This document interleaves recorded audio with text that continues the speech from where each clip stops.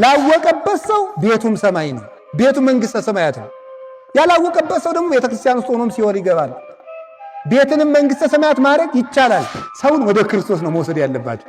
ወደ መጠጥ አትውሰዱ። ሰው እና አንዳንድ እንበል እያላችሁ አትውሰዱ። አንዳንድ እያላችሁ ነው በዚያው ጠፍታችሁ የምትቀሩ። ክርስቶስ ሲፈርድ ስለማናየው በክርስቶስ ዳኝነት ፊት ቆመን እዚህ እንቀልዳለን። ክርስቶስ እኮ እዚህ ያለ ዘመዶች፣ ሩቅ እንዳይመስላችሁ። የሆነ አባታችን ወይ በሰማይ የምትኖር ስምህ ይቀደስ ስንለው ጊዜ እዚያ ላይ አይቆሞ እኛን እንደዚህ ዘቅዘቅ ቀርቆ እነዚህ ልጆች እያለ የሚያየን መሰላችሁ? ለምንድን ነው ታዲያ ለእያንዳንዳችን እየተገለጠ ደህና ነህ ገብረ ሥላሴ፣ ደህና ነሽ ወለተ ሥላሴ የማይለን? ኩራታችን ስለማያስቀምጥ። አሁን እናንተ አሁን ክርስቶስን በህልማችሁ ብታዩት ራሱ አሁን እኔን ትሰሙኛላችሁ? አይ አባ አንተ ትለፈልፋለህ፣ እኔ ሌሊት ማንን አግኝቼ እንደመጣሁ አላወቅክ ነበር የምትልኝ ማለት ነው። እዚህ አንድ ጥቅስ እየሸመደድክ አትሩት። የታይዋ እግዚአብሔር የሚገኘው በመኖር ነው። አንዲት ጥቅስ ማርያም ታማልዳለች። ሞኝ እንኳን ማርያም እኔ ያማልዳለሁ።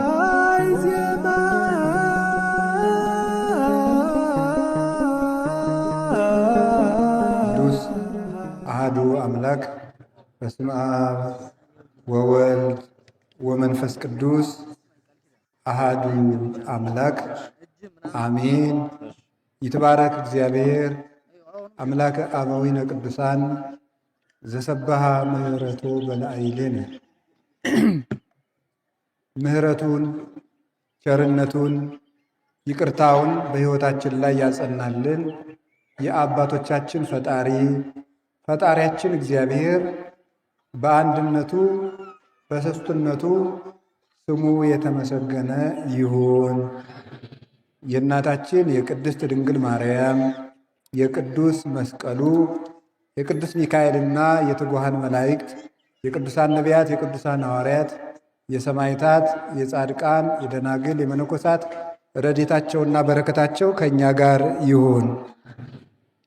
የተከበሩ አባታችን መላከ ሰላም ኤፍሬም ሙሉ ዓለም የባህር ዳር ሀገረ ስብከት ስራ አስኪያጅ፣ የተከበሩ አባታችን መላከ ፀሐይ አባ በጽሐ የደብረ ፀሐይ ቅዱስ ሚካኤል ገዳም አስተዳዳሪ፣ የተከበራችሁ ሊቃውንተ ቤተ ክርስቲያን መምህራን፣ አባቶች ካህናት፣ ወንድሞች ዲያቆናት፣ የእግዚአብሔር ቤተሰቦች ሁላችሁ አንድ አምላክ በሚሆን በአብ በወልድ በመንፈስ ቅዱስ ስም እንዴት አደራችሁ?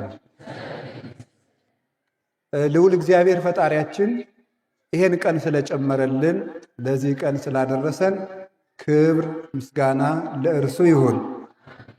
በመካከላችን ተገኝቶ እንዲያስተምረን ቅዱስ ፈቃዱ ይሁንልን።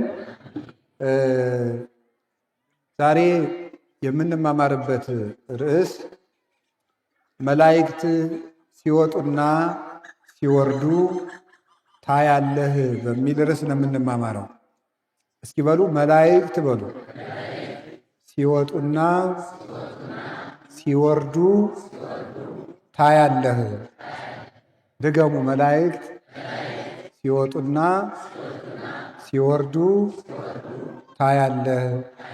ሶስተኛ ሲወጡና ሲወርዱ ታያለህ። እሺ ሁላችንንም ያሳየን መድኃኒዓለም። የዮሐንስ ወንጌል ምዕራፍ 1 ቁጥር 53 ላይ የምናገኘው ኃይለ ቃል ነው። ጌታችን መድኃኒታችን ኢየሱስ ክርስቶስ የተናገረው ኃይለ ቃል ነው። የጻፈልን ደግሞ ዮሐንስ ወንጌላዊ ነው። ዮሐንስ ወንጌላዊ የሚታወቅባቸው ብዙ መታወቂያዎች አሉት። አንደኛው ክርስቶስን በመውደድ የሚታወቅ ነው።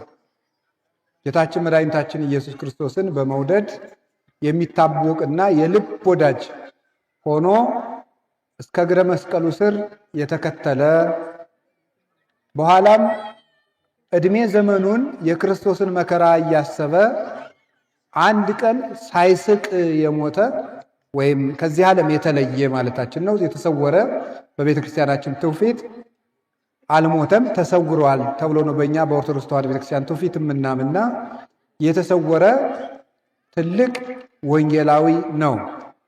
ከወንጌላትም የጌታችን የመድኃኒታችን ኢየሱስ ክርስቶስን መለኮታዊ ባህሪውን የባህሪ ጌትነቱን አብዝቶ በመጻፍ የሚታወቅ አባት የሐዲስ ኪዳን ትንቢት የሚባለውን ራእየ ዮሐንስን ከመንግሥተ ሰማያት ድረስ ገልጦ የጎበኘ ያስጎበኘ ያሳየን ዓይኑ የጠራለት ከሊቃነ መላእክት ጀርባ በላይ ወጥቶ ሕሉና ሥላሴን መጥቆ ያመሰጠረ የምስጢረ ሥላሴ የሃይማኖት ወንዝ እና ምንጭ የሆነ አባት ነው ቅዱስ ዮሐንስ ወንጌላዊ። ሌላው የሚታወቅበት የእናታችን የቅድስት ድንግል ማርያም ፍቅር የጸናለት ሰው ነበረ። እንግዲህ እንደምታውቁት የሰው ልጅ በእግዚአብሔር አርአያና አምሳል ተፈጠረ ተብሎ ሁላችሁም ታውቁታላችሁ። የእግዚአብሔር አርአያና አምሳል ከሚባለው ውስጥ አንዱ አምሳለ እግዚአብሔር የሚባልበት ሰው አዋቂ ፍጡር መሆኑ ነው እና ፈጣሪውን እንዲያውቅ ተፈቅዶለት ነበረ። ሌላውን ዕውቀት ብቻ ሳይሆን ፈጣሪውን የማወቅ ጸጋ የተሰጠው ነው። የሰው ልጅ አንድነቱን ሦስትነቱን እንዲለይ የተፈቀደለት ሰው ነው። ዕውቀት የሰው ነው። እንስሳትም አእምሮ አላቸው፣ እኛም አእምሮ አለን። እኛና እንስሳትን ግን የሚለየን ምንድን ነው? ሰው እግዚአብሔርን መስሎ ተፈጠረ የሚባልበት ምክንያት ሰውን ያስከበረው አዋቂ ነፍስ ስላለው ነው። ክፉና በጎ የመለየት ስልጣን ያለው የሰው ልጅ ብቻ ነው። ክፉና በጎን የማድነቅ የመመሰጥ የመራቀቅ ነገ ያለው ራሱ ሰው ነው። ለእንስሳት ነገ የላቸውም። ለግዙፋን ፍጥረታት ለሚታዩትም ለማይታዩትም ነገ የላቸውም፣ እቅድም የላቸውም፣ ስጋትም የላቸውም። ሰው እኮ ፍርሃትም ስጋትም ያለው ነገ ስላለው ነው። የነገ ፍጡር ስለሆነ ነው። የሰማይ ቤት ስላለው ነው። እንስሳት አራዊት አይደነግጡም፣ ምክንያቱም ከሞት በኋላ ሕይወት የላቸውም፣ ነገም የላቸውም። እንስሳት ይሄይሱነ እስመ አልቦሙ ደይን ዘይጸንዖሙ፣ እንስሳት ከኛ ይሻላሉ ይላል ዕዝራ ሱቱኤል። እነሱ ከሞት በኋላ ፍርድ አይጠብቃቸውምና እነሱ ፍርድ ስለሌለባቸው አይሰጉም፣ አይፈሩም፣ አያደንቁም፣ አይተቹም፣ አይሰለቹም፣ አይደነቁምም፣ አይደሰቱም፣ አያዝኑምም፣ አያለቅሱምም።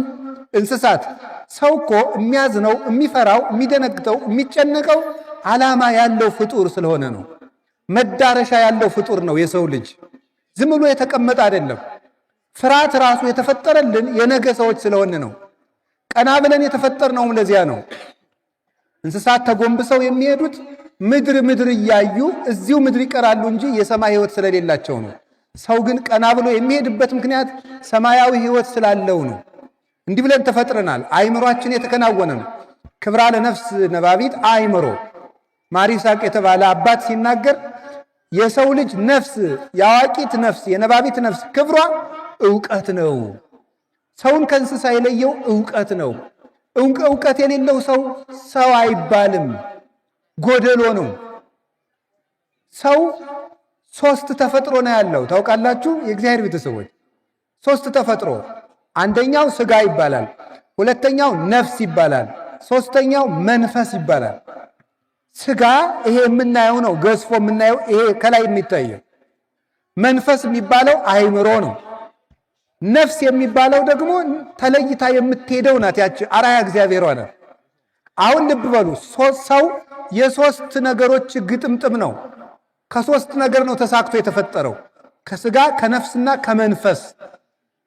ነፍስ የምንላት ተለይታ የምትሄደው፣ መንፈስ ጭንቅላታችን ወይም አእምሮ የሚባለው ከውስጥ ያለው የምናስብበት፣ ሥጋችን ደግሞ ሥጋ ነው። እንግዲህ ሰውነቱ ከሶስት ነገሮች የተዋቀረ ስለሆነ የሰው ልጅ ሙሉ ሰው ለመሆን በሶስት መልኩ መመገብ አለበት ማለት ነው። እንጀራ ሲበላና ውሃ ሲጠጣ ምኑን ይመግባል? ንገሩኝ እንጂ። አቤት በጣም ግሩም። ሲማር ምኑን ይመግባል? መንፈሱን። እስቲ መንፈሱ በሉ። በጣም ግሩም። ሲጸልይ፣ ሲታረቅ፣ ሲያስቀድስ፣ ሲቀድስ፣ ሲቆርብ፣ ሲጾም ምኑን ይመግባል? ነፍሱን። ጎበዞ ናችሁ ማለት ነው። በጣም ግሩም ነው። አሁን እናንተ ግን ምናችሁን ብቻ ነው የምትመግቡት? ስለዚህ ምንድን ናችሁ? ከብት ማለት እናንተን አይደለም።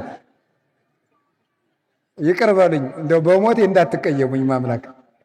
እውነቴን ነው እኮ ሰው እየበላ ብቻ የሚውል ሰው ከብት ነው። እንዴ አንተ ምንድን ነህ? እስቲ በሉ ስጋ በሉ መንፈስ በሉ እንጂ እና ምንድን ለስጋችሁም ትላላችሁ እንሰራለን በሉ እንጂ ለስጋችሁ ምን ማድረግ አለባችሁ? እሺ ለመንፈሳችንሳ እንማራለን በሉ እንጂ ለነፍሳችንሳ እንጸልያለን፣ እንጾማለን፣ ንስሐ እንገባለን። ሰው ስለዚህ በቀን ሶስቱን ያላደረገ ሰው አይባልም። ሰው አይደለም። አሁን እኮ ሁሉም ቢናገሩት ሆድ ባዶ ይቀራል ነው እንጂ በዓለም ላይ ሰላምም የጠፋ መስማማትም የጠፋ ችግርም የጠፋ ምን ብቻ ነው? ስጋ ብቻ በዓለም ላይ ስለበዛ ነው። ከብት ስለበዛ ነው። አይምሮ የለም፣ መማር የለም፣ ማስተዋል የለም። ወሬ ብቻ፣ እንጀራ ብቻ፣ ምሳ ብቻ፣ ቁርስ ብቻ፣ ውሃ ብቻ፣ እንቅልፍ ብቻ። ይህ ሰው አይደለም፣ ሰው አይባልም። ይሄ ማሰብ እኮ አለብን። የሰው ልጅ እንደ ሰው እንደ ባለ አእምሮ አስቡ እንጂ ብሏል ቅዱስ ጳውሎስ። እንደ ባለ አእምሮ አስቡ እንጂ እንደ ሰው አስቡ እንጂ ተብለናል። ያ የሆነበት ምክንያት ለምን ታውቃላችሁ? እውነት ለምንድን ነው የጠፋ? እውነት የነፍስ ነው። እውነት የነፍስ ገንዘብ ነው። ሰው ከህሊናው ጋር ከታረቀ ዓለም በሙሉ በሰላም ይኖራል። ሰው ከህሊና እንዲያውም ቅዱስ ዮሐንስ አፈወርቅ እንዲህ ብሎ ይናገራል። በዓለም ላይ 3 ጦርነቶች አሉ። መንግስታት ከመንግስታት ጋር የሚያደርጉት፣ ህዝብ ከህዝብ ጋር የሚያደርገው፣ ሰው ከራሱ ጋር የሚያደርገው ጦርነት የከፋው 3ኛው ነው ይላል። ሰው ከራሱ ጋር የሚያደርገው ጦርነት። ከራሱ ጋር ያልታረቀ ሰው ዓለምን ሲበጠብጥ ይኖራል። ወደ ውስጡ የማያስብ ተምሮ የማያስብ ዲግሪ ካልታሰበበት ምን ያደርጋል? ማስተርስ ካልታሰበበት ምን ያደርጋል? ፒኤችዲ ካልታሰበበት ምን ያደርጋል? ምን ያደርጋል? ሳያስቡ የኖሩ አባቶቻችን ገበሬው አይሻልም? የኢትዮጵያ ገበሬ ሊቁ ማምላክ መቼ እንደሚዘንም እንደሚያውቅ መቼ መዝራት እንዳለበት የሚያውቅ ንግግሩ ያማረ የጣፈጠ የተከናወነለት ሰርግ የሚያውቅ አልቅሶ መቅበር የሚያውቅ ደረቱን ደቅቶ የተራበ ማጥገብ የሚያውቅበት ገበሬው አይሻልም? ተምሮ ከመደንቆር መማር ካልታሰበበት ምን ያደርጋል? እንድናስብ እኮ ነው የተማርነው። ይገርማችኋል። የዘንድሮ ትምህርት ግን እንዳናስብ እያደረግን ነው። እውነቴን እኮ ነው። ሰው ከዝንጀሮ መጣ እያሉ አስተማሯችሁ፣ ዝንጀሮ አረጓችሁ። በቃ እንደዚህ ነው እኮ። ሌላ ምን አለ ማለት ነው? ሰው ከዝንጀሮ መጣ አሏችሁ፣ ዝንጀሮ ሆናችሁ ቁጭ። ሌላ ምን? ሰው ማሰብ እንደው መድኃኒዓለም እንድናስብ ይርዳል። ትናንትን እንድናስብ፣ ነገን እንድናስብ፣ ውለታ እንድናስብ ማሰብ። አፄ ኃይለ ሥላሴ አንድ ጊዜ ዘመናዊ ትምህርት ቤት የወላጆች በዓል ተገኝተው ሰኔ ላይ ያደረጉት ንግግር በመጽሐፍ ተጽፎ አንብቤው ነበረ እና ምን ብለዋል መሰላችሁ? አፄ ኃይለ ሥላሴ የወላጆች በዓል ላይ ትምህርት ሲዘጋ ተገኝተው ምን መሰላችሁ? ልጆቼ ይሄን ያህል ዓመት የተማራችሁት እንድታስቡ ነው አሏቸው። ምን እንድትሉ ነው ያሉ? እንድታስቡ። ምን እንድታስቡ አሉ? ወላጆቻችሁን እንድታስቡ፣ መምህራቻችሁን እንድታስቡ፣ ሀገራችሁን እንድታስቡ፣ እግዚአብሔርን እንድታስቡ ነው አሉ። ይህን እንድታስቡ ነው የተማራችሁት። መማር ለማሰብ ነው ብለው ተናግረው ነበር። በሞቴ እንዴት ሰው ቢያንስ በዚች ምድር ላይ 3 ሐሳቦች ማሰብ አይደለም። እኔ ከየት ነው የመጣሁት? ዌር ዲድ አይ ካም ፍሮም ማለት ይገባዋል። ሰው ከየት ነው የመጣሁት ማለት ይገባል። ቀጥሎስ ዋት አም ዱይንግ ናው፣ አሁን ምን እያረኩ ነው ማለት አለበት። ሶስተኛስ ዌር አይ አም ጎይንግ፣ የት ነው የምሄደው ማለት አለበት። ይሄንን የማይጠይቅ ሰው አይባልም። እኔ ምንድነኝ ማለት አለበት። እኔ ነኝ፣ የት ነው የመጣሁት? ምንድነኝ? ከየት ተገኘው? ማንን እመስላለሁ? ሰው ምንድነው ማለት። ቀጥሎስ እዚህ ምን እያደረግኩ ነው? ሶስተኛስ በዚህ አካሄዴ እንዲያው መጨረሻ ምን ይሆን ብሎ ማሰብ አለበት። አንተ ሲያስብ ነው። አባቶቻችን እኮ ምን ይላሉ? በገዳም ሩጥ ሩጥ ሲል ሩጥ አይደለም፣ ብላ ብላ ሲል ብላ፣ ተኛ ተኛ ሲልም ተኛ፣ ሂድ ሂድ ሲል ግን ምሰሶውን ይዘር ይበል ይላል። ዝም ብሎ መባከን ማለት ማሰብ። ስለዚህ እግዚአብሔር ቤተሰቦች እንድናስብ ዮሐንስ ወንጌላዊን የጠቀስኩላችሁ ከክርስቶስ ደረት ተጠግቶ ይቀመጥ ነበር ይላል። ማለት የሰው ልጅ የተፈጠረው የክርስቶስን ፍቅር እንዲያስብ ነው። የእግዚአብሔርን ፍቅር እንዲያስብ ነው። ለማሰቢያ ነው ልብ የተሰጠ። የመጀመሪያይቱ እናታችን ሔዋን ባደረገችው ጥፋት የሰው ልጅ ማሰቢያ የሌለው እንስሳ ሆነ። አያችሁ፣ ተጠግቶ ይቀመጥ ነበር ማለት የክርስቶስ ልብ ነበረው። በክርስቶስ ያስብ ነበር። አንደኛ ቆሮንቶስ ምዕራፍ 2 ላይ ቅዱስ ጳውሎስ እኛ ግን የክርስቶስ ልብ አለን ይላል። የክርስቶስ ልብ አለን፣ በክርስቶስ ነው የምናስበው ማለት ነው። እና ቅዱስ ዮሐንስ ይህንን እንዲያገኝ ያደረገችው ድንግል ማርያም በጸሎቷ የእሷ ፍቅር ስለበዛለት ከመስቀሉ ስር እሷን ስለተቀበለ ነው። ከድንግል ማርያም የተጠጋ ሁሉ ልብ ያገኛል፣ ልብ ይኖረዋል፣ አይምሮ ይጨመርለታል፣ የሰማይ ምስጢር ይገለጥላታል፣ ልጇን ያያል፣ የአይኑ ሞራ ተገፎ ይወድቅለታል። እኛም ከድንግል ማርያም ተጠግተን መድኃኔዓለምን ፊቱን ለማየት ያብቃል። ስለዚህ ምን አለ ዮሐንስ ወንጌል ምዕራፍ 1 ላይ ከዚህ የሚበልጥ ታያለህ። መላእክት ሲወጡና ሲወርዱ ነገሩ እንዲህ ነው። ፊልጶስ የሚባል ሐዋርያ ነበር። ከ12 ሐዋርያት አንዱ ነው። ጌታ መጀመሪያ ደቀ መዛሙርቱን በሚመርጥ ጊዜ ይህ ፊልጶስ የቤተ ሳይዳ ሰው ነው። ሄደና ናትናኤልን አንተ ሙሴ በኦሪት የጻፈለትን ነቢያት ትንቢት የተናገሩለትን አይሁድ የዮሴፍ ልጅ የሚሉትን የናዝሬቱን ኢየሱስን እኮ አገኘ ነው አለው። ማንን አገኘ ነው? ንገሩኝ እንጂ። አቤት እንዲሁ በሞት ያፈርሰው። ቤተ ክርስቲያን ለምን እንደምንመጣ ታውቃላችሁ? የናዝሬቱን ማንን ለማግኘት ነው? ኢየሱስን አግኝተን ለመሄድ ነው። ቤተ ክርስቲያን የምንመጣው ለዚያ ነው። ምንም የለውም ዘመዶች። ጸለይንም ጾምንም የጾሙ ዓላማ ስጋን ለመቅጣት የመብል አድማ አይደለም፣ ክርስቶስን ለማግኘት ነው። አንዳንድ ሰው ጾሙን ይጾማል፣ እየጾመ ደግሞ ከሰው ጋር በዱላ ይገጥማል። አይገርማችሁም? ምን እያረክ ነው ሲሉት እየጾምኩ። አንዱን ጧት በጥፊ ጠርቅሞ መጥቶ በ6 ሰዓት እንጀራ ብላ ሲለው አይ ሰዓት ገና ነው ይላል። ኧረ ተው እንጂ። ቅዱስ ዮሐንስ አፈወርቅ ምን ይላል? አንተ ሰውዬ እንጀራ እምቢ ብለህ ግን የሰው ስጋ ትበላለህ ይላል። እንጀራ እምቢ ብለህ የሰው ስጋ ትበላለህ። ሰውን ማማት ቁርጥ ማድረግ። እንደው የዚህ ዘመንማ ደግሞ ዘመናዊ ሐሜት ነው የመጣው። እንዴት ያለ ሐሜት ነው! የቤተ ክርስቲያን አባቶችን ጭምር ቁርጥም አድርጎ የሚያማ ማለት ነው። እስከ ሰማይ ድረስ ከፍ ያለ አፍ ማለት ነው። እንደዚያ ነው። ጾምንም ጸለይንም አስቀደስንም ኢየሱስ ክርስቶስን ለማግኘት ነው። ምንም የለውም። ሰው በተክሊል የሚያገባው ኢየሱስ ክርስቶስን ለማግኘት ነው። ሰው የሚመነኩሰው ኢየሱስ ክርስቶስን ለማግኘት ነው። ሰው የሚቆርበው ኢየሱስ ክርስቶስን ለማግኘት ነው። ሰው የቅዱስ ሚካኤልን በዓል የሚያከብረው ኢየሱስ ክርስቶስን ለማግኘት ነው።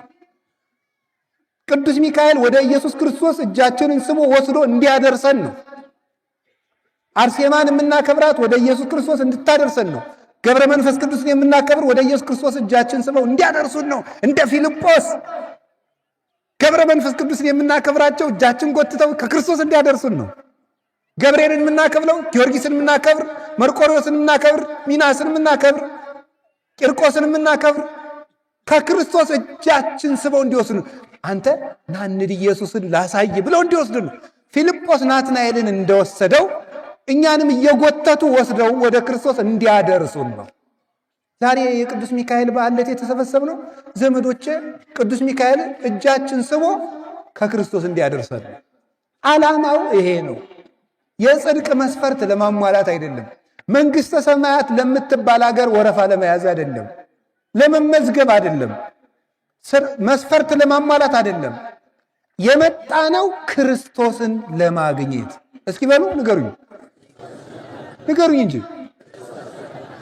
አንዳንዶቻችሁ ቤተክርስቲያን መጣችሁ ሲጋራ ሲያጨስ ያያችሁትን፣ ሲሰክር ያያችሁት፣ ሲያመነዝር ያያችሁት ድንገት እንደው አንድ ቀን ቤተክርስቲያን ብሎ ሲሳል ወይ ጉድ ወይ መሰንበት እንትናም ደግሞ መጣ ትላላችሁ እናቶች። እንዴ ምን ጨነቀ? አንተ ማን ወጣ ማን ገባ ልትል መጣሃል? ማንን ፈልጋችሁ ነው የመጣችሁት? ክርስቶስን ፈልገን። ሰው የፈለገውን ያድርግ። አንዳንዱ ስግደት ይሳሳታል፣ አንዳንዱ ማማተብ ይሳሳታል፣ አንዳንዱ ይወጣል ይገባል፣ አንዳንዱ በቅዳሴ ጊዜ ይቀመጣል፣ አንዳንዱ ያቋርጣል፣ አንዳንዱ ያወራል። ዝም ብለህ አንተ እነዚያ ምንም ይበሉ ዞር አትበል። ክርስቶስን ፈለጋ የመጣች ነፍስ ክርስቶስን ብቻ እያሰበች ትቆማለች። ካህናቱም ቢሆን ዲያቆናቱም ቢሆን ቄሶቹም ቢሆኑ መርጌቶቹም ቢሆኑ ክርስቶስን ፍለጋ ነው የመጡት። እንዲህ አይባልም። ራሱ ዞር አይባልም። ቤተ ክርስቲያኑ ክርስቶስን ፍለጋ ነው። ወሬ አይወራም። ስልካችሁንም ዘግታችሁት ነው ሄሎ ቅዳሴ ላይ ነው የረተው እንዲህ ያለ ቅዳሴ አለ እንዴ? ቅዳሴ ላይ ነኝ ጥጋባችሁ እኮ። አሁን እንዲያው እስኪ ፍርድ ቤት ቆማችሁ አያርግባችሁ፣ ግን መድኃኒዓለም ከክስ አያድርሳችሁ። እንዲያው ፍርድ ቤት ግን ቆማችሁ እያናገራችሁ ስልካችሁን አውጣችሁ ሄሎ ጓደኛዬ ፍርድ ቤት ላይ ነኝ ትላለህ። በፖሊስ ጆሮህን ብሎ እንደሚያሳስር ስለምታውቅ እዚያማ እውነት ነው ክቡር ፍርድ ቤት፣ እውነት ነው ክቡር ፍርድ ቤት፣ እውነት ነው ክቡር ፍርድ ቤት ነው የምትል እዚያማ ማለት ነው። እዚያ እንደዚህ ነው። እኛ እዚህ ግን ክርስቶስ ሲፈርድ ስለማናየው በክርስቶስ ዳኝነት ፊት ቆመን እዚህ እንቀልዳለን። ክርስቶስ እኮ እዚህ ያለ ዘመዶች፣ ሩቅ እንዳይመስላችሁ። የሆነ አባታችን ወይ በሰማይ የምትኖር ስምህ ይቀደስ ስንለው ጊዜ እዚያ ላይ አይቆሞ እኛን እንደው እንደዚህ ዘቅዘቅ ቀርቆ አይ እነዚህ ልጆች እያለ የሚያየን መሰላችሁ? እዚህ እኮ ነው ያለው መድኃኔዓለም እኛ ጋር ነው ያለው። እውነቴን ነው የምነግራችሁ። እሱ ቸር ቅርብ፣ ያደፉ ሰዎች ሁሉ ሄደው ሲታጠቡበት የማይደፈርስ ውሃ ክርስቶስ እኮ ነው። የተራቡ ነፍሳት ሁሉም በልተውት የሚጠግቡት ክርስቶስ እኮ ነው። ለደካሙት ላንካሶች ሂዶ ምርኩዝ የሚሆናቸው ክርስቶስ እኮ ነው። ምርኩዛቸው አይምሮ የሌላቸው ዕውቀት የሚሆናቸው ክርስቶስ እኮ ነው። ሰው የማይንቅ ከታሰሩት ጋር አብሮ የሚታሰር ከተናቁት ጋር አብሮ የሚናቅ ከተራቡት ጋር የሚራብ እሱ ክርስቶስ እኮ ነው። አብሮን እኮ ነው ያለ፣ ሩቅ አይደለም። እግዚአብሔር ከኛ ጋር ክርስቶስን ፍለጋ ነው የመጣ ነው። ኢየሱስ ክርስቶስን ማንን አገኘ ነው አሉ? ኧረ በሞት ይበሉ። አቤት ኢየሱስ ክርስቶስን በሉ እንጂ ሁላችሁ በሉ፣ የናዝሬቱን በሉ ኢየሱስ ክርስቶስን በሉ እንጂ ምን አለው? አሁን ዛሬ አግኝታችሁታል። ታምናላችሁ አታምኑ? አዎ ክርስቶስን ዛሬ አግኝተነዋል። ቤተ ክርስቲያን ስትመጡ ታገኙታላችሁ። ለምንድን ነው ታዲያ ለእያንዳንዳችን እየተገለጠ ደህና ነህ ገብረ ሥላሴ፣ ደህና ነሽ ወለተ ሥላሴ የማይለን? ኩራታችን ስለማያስቀምጥ። አሁን እናንተ እንደው አሁን ክርስቶስን እንደው በህልማችሁ ብታዩት ራሱ አሁን እኔን ትሰሙኛላችሁ? አይ አባ አንተ ትለፈልፋለህ፣ እኔ ሌሊት ማንን አግኝቼ እንደመጣሁ አላወቅክ ነበር የምትሉኝ ማለት። ስለዚህ እግዚአብሔር አቅማችንን ስለሚያውቅ ነው፣ መጠናችንን ስለሚያውቅ በትህትና እንድንኖር ብሎ ነው እንጂ እንኳን ክርስቶስን በህልማችን አይተነው እንደው ሽማግሌ ቀይ ሰውዬ ካየን ራሱ ሚካኤል እየመሰለን ኩራታችን ያስቀምጣል? አያስቀምጥንም። በግራ በቀኝ እንደዚህ የሚመጣው የክርስቶስ እጅ ነው የሚወክለው። በግራ ያለው የእሱን እጅ ነው የሚወክለው። እሱ በሩ ላይ ስትገቡ ወደ ክርስቶስ እቅፍ እየገባችሁ እንደሆነ ነው ማሰብ ያለባችሁ። አሁን ያለነው ክርስቶስ እቅፍ ውስጥ ነው፣ እጆቹ ውስጥ ነን ያለነው። ዮሐንስ ወንጌል ምዕራፍ 10 ላይ እንደነገረን በጎቼን ከእጄ ሊወስዳቸው የሚችል የለም። አልቦ ዘይሃይደኒዮን ከኔ የኔን በጎች ከኔ አውጥቶ የሚጥል የለም ይላል። የናዝሬቱን ኢየሱስን እኮ አገኘ ነው አለና ይዞት ሄደ። ሰውን ወደ ክርስቶስ ነው መውሰድ ያለባቸው። ወደ መጠጥ አትውሰዱ። ሰውን እና አንዳንድ እንበል እያላችሁ አትውሰዱ። አንዳንድ እያላችሁ ነው በዚያው ጠፍታችሁ የምትቀሩት። ሰውን ለመጠጥ እናንተ ሲሆን ሰውን ወደ ቤተ ክርስቲያን ይዛችሁ ነው። ካልሆነ ደግሞ ጓደኛችሁ እንኳን መንፈሳዊ ሕይወት ሲጀምር አታሸማቁት። እጨጌ ቄሴ ደግሞ ከመቸለቱ ልጅ ነው። ኧረ እባክህ አታስቀኝና ዝም ብለህ እያላችሁ እያሳቀቃችሁ ሰው እንደ ከብት የሚበላ የነበረው አቡነ ብሎ ሲበላ ታሸማቀቁታላችሁ። ይሰክር የነበረ ሰው ስካሩን ትቶ ቤተክርስቲያን መምጣት ሲጀምር እናሸማቀቀዋለን። እንደ ፊልጶስ ሰውን ቤተክርስቲያኑ ይዞ መሄድ ናማ ኢየሱስ ክርስቶስን አገኘ ነው አለው። የወሰደና አንተ አለው ቦኑ ይትካሃል ከመ ብእሲ ሄር ይጻ እምናዝሬት ከናዝሬት ደግ ሰው ሊወጣ ይችላል አለው። እስቲ በሉ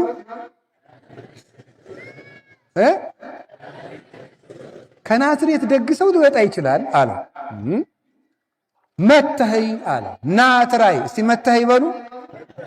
አገሪቱ የድሃ መንደር ስለሆነች ትልቅ ሰው አይወጣባትም ተብሎ ተደምድማ ነው ምስኪኒቱ። አሁን እናንተስ እንደዚህ አትሉ? ደግሞ የዚህ ሀገር ሰው ጥሩ ሰው አለ አትሉ? በአማርኛ ላምጣው አትሉም?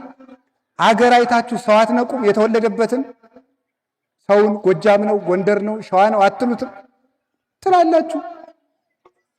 እንደ ናትናኤል ማለት ከናዝሬት ደግሞ ደግ ሰው ይወጣል እንዴ? የኛ ሀገር ነው እንጂ ብሎ ማለት አያችሁ። የኔ ሀገር ነው ጀግና፣ የኔ ሀገር ነው ጥሩ፣ የኔ ሀገር ነው አዋቂ፣ የኔ ሀገር ነው ለጋስ አይባልም። ሰው የእግዚአብሔር ሰው ነው። እስቲ የእግዚአብሔር ሰው በሉ ንገሩኝ እንጂ።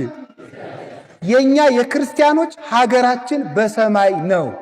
ፊልጵስዩስ ምዕራፍ 3 ቁጥር 18 ሸዋ ስለሆንክ የምታገኘው መንግስተ ሰማያት የለም። ለጎንደሬ የተዘጋጀ መንግስተ ሰማያት የለም። ለጎጃሜ የተዘጋጀ መንግስተ ሰማያት የለም። ለክርስቲያን የተዘጋጀ መንግስተ ሰማያት ብቻ ነው ያለው።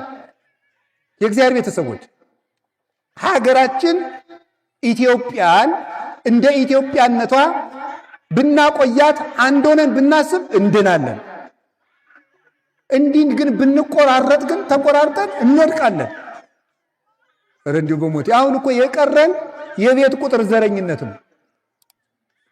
የጎጡማ ሞልቶ ፈሷል። የቀረን ይሄ ነው። ልንገራችሁ ክርስቲያኖች፣ ክርስቲያን ሆኖ ዘረኛ ከሚሆን ሰው ከሃዲ ሰው ይሻላል። ይሄ በጣም ከፍተኛ የሆነ ኃጢአት ነው። እኛውን ኃጢአት የሚመስለን ወይ ነፍስ መግደል ብቻ ነው ወይ ስርቆት ብቻ ነው። ዘረኝነት ግን የክርስቶስን አካሉን እየቆራረጡ የተለያየ ቦታ የማስቀመጥ ያህል ነው። ታውቃላችሁ? እስቲ አንድን ሰውዬ ወዳለሁ እያላችሁ ቀኝ እጁን ቁረጡና ሌላ ቦታ አስቀምጡት። ግራ እጁን ቁረጡና ሌላ ቦታ አስቀምጡት። አይኑን አውጡና እንዲህ ትወዱታላችሁ ይባላል። እንዲህ ብታረጉ ቤተ ክርስቲያን የክርስቶስ አካል ናት። የዚህ ሀገር ተወላጅ ስንል ማንን የምንቆራርጠው? የክርስቶስን አካል ነው። ከዚህ በላይ አይሁድስ አንድ ቀን ነው የሰቀሉት። እኛ ስንት ቀን ነው ክርስቶስን እየከፋፈል ነው ያለው? አይሁድ አንድ ቀን ብቻ ነው የሰቀሉት። እኛም ክርስቶስን እየሰቀልን ነው በመለያየት በክፋት። ይሄ ልቡናችን ካልነጻ እግዚአብሔር አይዘበትበትም። ከናዝሬት ደግ ሰው ይወጣል። እንዲሁ ከቃሉ ጋር ናቸው። እግዚአብሔር ሁላችን ጋር ይሁን። ትዕቢታችን ይጥለናል። እውነቴን ልንገራችሁ፣ እኛ ጻድቃን፣ እኛ ኢትዮጵያውያን፣ እኛ ቅዱሳን፣ እኛ እንደዚህ ባል እኛ የለም። የሚያድነን የክርስቶስ መንገድ ነው። ኋላ ምን አለው? ና መጥተህ እያለው። ይሄ ሊቃውንት ምን ብለው ይተረጉማሉ? ፊልጶስ እንደው ለጋ ክርስቲያን ነው የሚመስል ይላሉ። ዓይንህን አፍጥጠህ ክርስቶስን አሰድበ ቤት ግን እንዴት ነው ታዲያ? መናፍቃን ካጋጠሟችሁ ገና አልበሰልክ አይደል? ናን ኦርቶዶክሱን ትሉታላችሁ። እንዴት ሆኖ ሲል መተህ ይበሉ። አዎ ምን ይላሉ ሊቃውንት? ምን ይላሉ? ፊልጶስ ማስረዳት ቢያውቀው ቢያቅተው ምን አላለ? እስኪ መተህ ይበሉ። ማርያም ታማልዳለች ብላችሁ ትናገራላችሁ አይደል? እንዴት ሆኖ መልሱ እናንተ ንገሩኝ እንጂ። አዎ ቅዱስ ሚካኤል ያማልዳል። እንዴት ሆኖ ሲላችሁ መልሳችሁ ምንድነው? መተህ ና እስቲ እዚህ ቅዱስ ሚካኤል ድርሳኑን ድገምና አለማማለዱ ነው አንተ ሞኛ ሞኝ ብትሉት ይመጣል። አቡነ ተክለ ሃይማኖት ያማልዳሉ፣ ጊዮርጊስ ያማልዳል። አዎ እንዴት ሆኖ ሁላችሁ አንድ ጊዜ በሉ መተህ እመቤቴን እኔ ራሴ ያሳያችሁ የለ ማለት እኔ አቡነ ተክለ ሃይማኖት ያደረጉልኝ ብነግራችሁ፣ ቅዱስ ጊዮርጊስ ያደረገልኝ ብነግራችሁ፣ እግዚአብሔር በፊቴ ቆሞ በሚፈርድብኝ በእግዚአብሔር ፊት ነው የምናገረው። ቅዱስ መርቆሬዎስ ያደረገልኝን፣ ቅዱስ ቂርቆስ ያደረገልኝን፣ አቡነ ገብረ መንፈስ ቅዱስ ያደረጉልኝ በትክክል ነው። ቅድስት አርሴማ ያደረገችልኝን መታችሁ እዩ። እናንተ ሞክሩት። መታይ ክርስትና የተፈተነ ነው በእውነት ማለት ነው። የተፈተነ የታወቀ የተረዳ እውነቴን የምነግራችሁ። ከቃሉ ጋር ናችሁ። አሁን አንድ ሰው ነው የነገረኝ። ሌባ ከግቢው ገብቶ ጧት ከግቢው ውስጥ ቆሞ ተገኘ። ምን ሆነ ነው ያልወጣ ሲባል ሰውየው ለካ ከቤተ ክርስቲያኑ ግቢ አንድ የቅዱሳን ስዕል ሰቅሏል። እኒህ ሰው እያልሰደይ ብለው ያለ ሌባው ማለት አላንቀሳቀሰኝ ብሎ አሁን ድረስ ይደረጋል። ሁላችን ተፈውሰናል በቅዱሳን ጸበል። እኔ ራሴ እግሬን እጄን እያመመኝ ያየሁትን ነው። እኔ ታዲያ ምን ፈልጌ ነው እዚህ ውስጥ ተክለ ሃይማኖት ገብረ መንፈስ ሚካኤል ምልን ምን ብዬ ነው እንዴ? ሌላው ቢቀር እንጀራ ቸግሮኝ ነው እንዴ? ምን ብለን ነው ታዲያ እኛ ምን እዚህ ውስጥ እኔ ዓመት እስከ ዓመት ድንግል ማርያም እያልኩ የምሰብከው ምን ቸግሮን ነው? እኛ እንጀራ ቸግሮን ነው? እናንተ የምትበሉትን እንጀራ እኛ ጽፈን ደጉሰን ተናግረን አውርተን መብላት አቅቶን፣ እናንተ እንኳን አውርታችሁ እየበላችሁ አይደል? ምን ሆነን ነው እዚህ ውስጥ ታዲያ የምንኖረው? እዚች ቤተክርስቲያን ውስጥ የምንኖርበት ምክንያት በእርግጥ እኔ እንደ መረጃ የቤተክርስቲያንን እውቀት ስለሸመደድን ሳይሆን እግዚአብሔር ስላደረገልን። መተህ በሉ ንገሩኝ። ስለዚህ በዚህ በየቲክቶኩ በየፌስቡኩ አትዳረቁ ከነሱ ጋር። ኦርቶዶክሲ ቴዎሎጂ የሚባለው ፕራክቲካል ቴዎሎጂ ነው። የኦርቶዶክስ አስተምህሮ የህይወት ትምህርት ነው። ኑረው የሚያገኙት ነው። እዚህ አንድ ጥቅስ እየሸመደድክ አትሩት። ጌታዬዋ እግዚአብሔር የሚገኘው በመኖር ነው። አንዲት ጥቅስ ማርያም ታማልዳለች። ሞኝ እንኳን ማርያም እኔ ያማልዳለሁ። ምን ማለት ነው? አንድ ክርስቲያን ያማልዳል። ታውቃላችሁ? አንድ ክርስቲያን ለባልንጀራው ቢጸልይ ያማልዳል አያማልድም? አንድ ምእመን ማለት ወንድም ሆነ ሴትም ሆነ እኔ ብቻ አይደለም እኮ አንድ ክርስቲያን ለባልንጀራው እግዚአብሔርን ቢለምን ከእግዚአብሔር ያማልደዋል። የቅዱሳን ፍጹም ነው፣ ነውር የለበትም። የኛ ግን ኃጢአት የተቀላቀለበት ነው። ለባልንጀራችን ብንጸልይ ከነ ነውራችን፣ ከነ ድክመታችን፣ ከነ ክፋታችን፣ ከነ ርኩሰታችን ነው እኛ ብንጸልይ። ድንግል ማርያም ግን ንጹሕ አእምሮዋን ይዘን የምትጸልየው። ማንም ሰው ለባልንጀራው የሚጸልይ ባልንጀራውን ከስህተት የሚመልስ ቢኖር እሱ የእግዚአብሔርን ድነት ገንዘብ ያደርጋል ተብሎ አንደኛ ያዕቆብ መልእክት ምዕራፍ 5 ላይ ተጽፎልናል። ለባልንጀራችን ሁላችንም መጸለይ እንችላለን። አይገርማችሁም? መተይ በሉ። ልክ ምን አላችሁ? መተይ። በቃ እኔ ወንድሜ አርሴማ ምን አድርጋልህ ነው ቢል መተይ። እኔም አንዳንድ ሰው ሰምታችሁ አታውቁም? የተሰማኝን ደስታ ልነግርህ አልችልም የሚል ሰው ሰምታችሁ ታውቃላችሁ?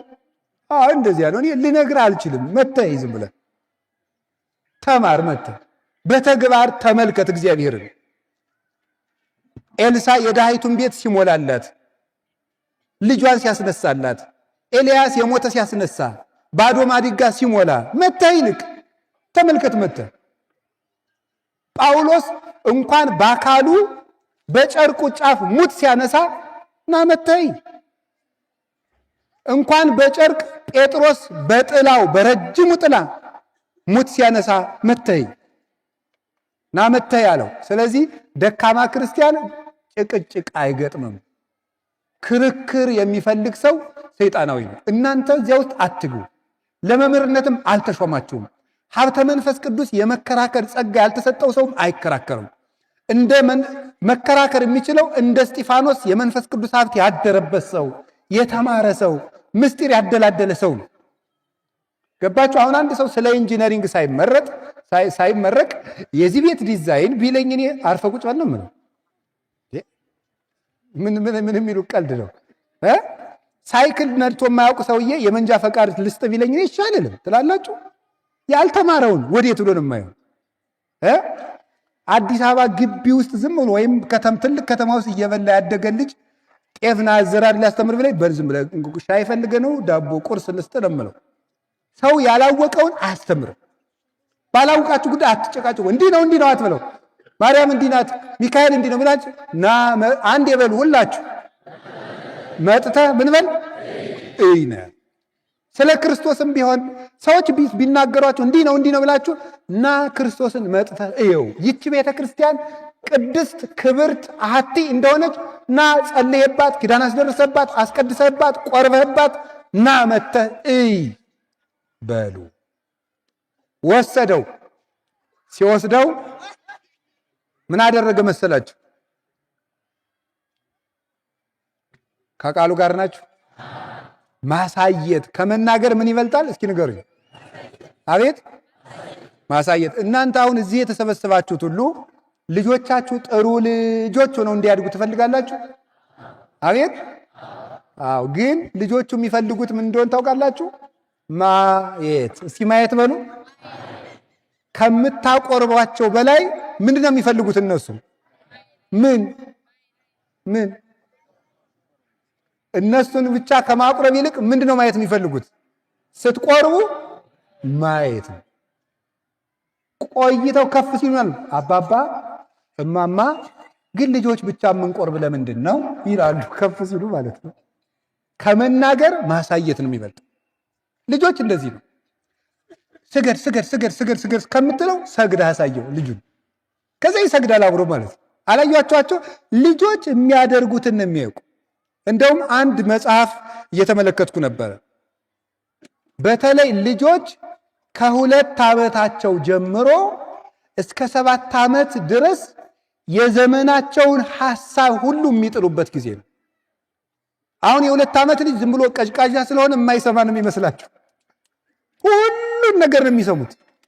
ሁሉን ነገር እዚያ ላይ ካበላሻችኋቸው እዚያ በኋላ እንደተበላችሁ ነው የሚቀሩት። ልፋት ይጠይቃሉ። 2 ዓመት ጀምሮ ጥንቃቄ የምታደርጓቸው ነገር የማይሰሙ ይመስሏችኋል፣ ይሰማሉ። የማያዩ ይመስሏችኋል፣ ያያሉ። እየቃዡ ሁሉ ነው የሚያዩት ልጆቹ። የዚያ ጊዜ ማሳየት ወስዶ ክርስቶስን አሳየው። ከዚያ በኋላ ናትናኤልን ጌታ ሲያየው ምን አለ መሰላችሁ?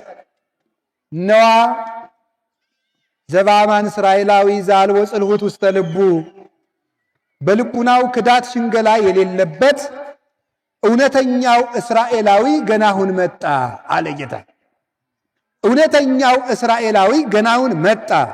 እሱ ክርስቶስን ለማየት ከመምጣቱ በፊት ክርስቶስ ግን እሱን እያየው ነበር። ከዚያ በኋላ ናትናኤል እውነተኛ እስራኤላዊ በልቡናው ሽንገላ የሌለበት። ሽንገላ የሌላባቸው ሰዎች እግዚአብሔር ነው ያሉ። ሽንገላ ማለት በአፍ ሌላ በልብ ሌላ ነው። እሱ ክፉ ኃጢአት ነው። የእግዚአብሔር ቤተሰቦች ሰውን ስትወዱት ከልባችሁ ወይ ውቀሱት ወይ ተከራክራችሁ ታረቁት፣ አስረዱት። በአፍና በልብ ግን አትለያዩ። እኛ ቤትም ይሄ ሳይመጣ አይቀርም ወደኛ ወደ ቄሶቹ ማለት ነው። ጤና ይስጥልን መምህሬ እንደምን አሉ። በውስጡ ግን መድኃኔዓለም ቢደፋ ሊለው ይችላል። እንደዚህ ያለ ይሄ በጣም አውሬ የሆነ ኃጢአት ነው። ይሄ ከባድ ነው። የእግዚአብሔር ቤተሰቦች እንቅልፋም ልትሆኑ ትችላላችሁ፣ ሆዳምም ልትሞሉ ትችላላችሁ፣ ለፍላሜም ሆናችሁ ሊሆን ይችላል። እግዚአብሔር ያስተካክለን ሁላችንንም። ተንኮለኛ ግን አትሁኑ። እንደ በሞቴ ተንኮለኛ ሰው አይድንም። አደራችሁን ተንኮለኛ አትሁኑ። ተንኮል ማለት የሰውን ሰው ወደ አንተ ሊያቅፍ ሲመጣ አንተ መንገድ ላይ ገብቶ የሚሞትበትን ጉድጓድ ቆፍረ አፈር አልብሰ መጠበቅ ነው። እንደዚህ ያለ አትሁኑ። በላይም በውጭም አንድ ሁኑ። ዛሬ በአዲስ ኪዳን ሸፍኖልን ነው እንጂ ባልና ሚስት መኝታቸው ላይ ከተማሙ አልጋው ላይ ለምጽ ወጥቶ ይገኝ ነበር። በውስጥ ከተማሙ ማለት ነው። ስለዚህ የእግዚአብሔር ሰዎች ሽንገላ አትያዙ። እግዚአብሔር የሚፈልገው ምንድነው? ንጹህ ልብ ነው የሚፈልገው። ሌላ ምንም አይፈልግም። ጥላ አይቸግረው፣ ሳንቲም አይቸግረው፣ ጧፍ አይቸግረው፣ ብር አይቸግረው፣ እግዚአብሔር ሰው አይቸግረው፣ ቤት አልቸገረው። እግዚአብሔር የሚፈልገው ተንኮል የሌለው ልብ። ከተንኮል ያድነን መድኃኒዓለም። እውነተኛው እስራኤላዊ ገና መጣ ነው። ከዛ ናትናኤል ይኸው መሰከረ፣ የት ታውቀኛለህ? እውነተኛው እስራኤላዊ ብሎ ክርስቶስ ሲያመሰግነው የት ታውቀኛለህ? ምስጋናን ዝም ብሎ መቀበል አይገባም። አንዳንድ ሰው ሲያመሰግናችሁ አንተ እኮ ጥሩ ነህ ሲላችሁ አትሽሞርሞሩ፣ አትበሉ። ምን ነው ጥሩ? ወዴት ታውቀኛለህ አንተ ሲጀመር ማለት ይገባል። በምስጋና ቁልፍ የልባችሁን ቤት ከፍተው ሐሳብ ሰርቀው የሚወጡ ሰዎች አሉ። አመስግነው ማለት ነው። ሰማችሁ? ምስጋና ይጎዳል። ሁላችሁም ምስጋና አትውደዱ፣ ወንዶችም ሴቶች። ምስጋና መውደድ በጣም አስቸጋሪ ነገር። ምስጋና ዝም ብላችሁ ቁጭ ብላችሁ ይሁት። አብዛኛው ሌባ አመስግኖ ነው የመጣው። እያመሰገነ ሰው ከመሬት ተነስቶ ካመሰገነ ነገር አስቧል ማለት ነው። ከመሬት ተነስቶ እንዲሁ ሳታውቁት ምናችሁንም ሳያውቅ ዝም ብሎ አንድ ሰው እንዲህ ነው እንዲያ ነው ካለ ፍልጢ ማለት ይገባል። ለይ ማለት ነው። አዳምን ሂዶ የሰማይና የምድር ንጉሥ አዳም ደህና ነህ አለው እባብ። ወንድሜ ለይ፣ የሰማይ ንጉሥ ማን ነው አለው? እግዚአብሔር ነው። ምስጋናን ማመስገን ጥሩ ነው። በነገራችሁ ላይ መመስገን ግን አትፈልጉ። ሰውን አመስግኑት፣ ጉልበት ያገኛል የሰው ልጅ። ሰው አያርጎ ምስጋና ጉልበት የሚሆነው ይገርማችኋል እኮ። አሁን የታመመውን ሰውዬ ታሞ እንደተኛ ጎበዝ ነህ አንተ፣ እኔ እኮ ገና ጉንፋን ሲይዘኝ ነው እንደው ለአንደኛው ጠቅለል ብዬ የምተኛ፣ አንተ እኮ እንዴት አድርገህ ቻልከው ስትሉት አዎ ይላል። ደስ ይለዋል፣ ይነቃል፣ ጉልበት ያገኛል። ሰውን እያመሰገኑ ማበርታት ጥሩ ነው፣ በቅንነት ማለት። ሕፃናት አላያችኋቸው ምስጋና እንዴት እንደሚሰራ? እቤት የእናታቸውን ስኳር ይደፉታል። አይጨግነው ጎበዝ ሲሉት ምን አባቱን ይሄ ደንባራ ካልወጥ እሪ ይላሉ። ሲያመሰግኑት ግን እግሩ ቢሆን እየደማም ቢሆን ይስቃል። ምስጋና ጉልበት አለው። ሰው እኮ በዚህ በገጠሩ ጭቃ ላይ ወድቆ መጀመሪያ ሰዎች ምን እንደሚሉ ዞር ብሎ ነው የሚያየው። እግሬ ምን ሆኗል አይደለም የሚለው፣ ሰዎች ምን ይሉኛል ነው የሚለው። አይገርማችሁም? ሰው ምስጋና ይፈልጋል። ስለዚህ በአግባቡ ስጡት። በአግባቡ ሳናውቅ አይደለም፣ አውቀን በትክክል የሰው ልጅ በሰራው ስራ። ሰው የሰራውን ስራ ደግሞ አለማመስገን ምቀኝነት ነው። ደግሞ የሚሰራን ሰው አመስግኖ ጉልበት መሆን፣ አይዞ በርታ፣ አንተ እኮ እንዲህ ያደረግክ ማለት። እናንተ ምስጋና አትቀበሉ፣ ሰዎችን ግን በአግባቡ አመስግኗቸው። ናትናኤል የታውቀኛለህ አለው። ጌታን እኮ ነው። ለዚያው ምን አለው? እምቅድመ ይጸውዕከ ፊልጶስ ርኢኩ ከምታይተ ዕፀ በለስ። ፊልጶስ ሳይጠራ ከበለስ ስር አውቃለሁ። እስቲ ከበለስ ስር እያየሁ ነበር በሉ። ከምን ስር? ከበለስ ስር። በአጭር ቃል አንዷን ትርጉም ብቻ ነው የምንገራችሁ። በለስ የተባለ ኃጢአት ነው። በለስ ቅጠሉ ሰፋፊ ነው። ኃጢአት ተንሰራፍታብህ አይቻለሁ እያለው ነው። ሁለተኛስ በለስ ለጊዜው ሲበሉት ምን ይላል? ይጣፍጣል። ቆይቶ ግን ይኮመድዳል ወይም ይሆመጥጣል። ኃጢአትም ለጊዜው ሲሰሯት ምን ትላለች? ደስ ትላለች። ሰርተዋ ሲጨርሱ በጸጸት ትገርፋለች።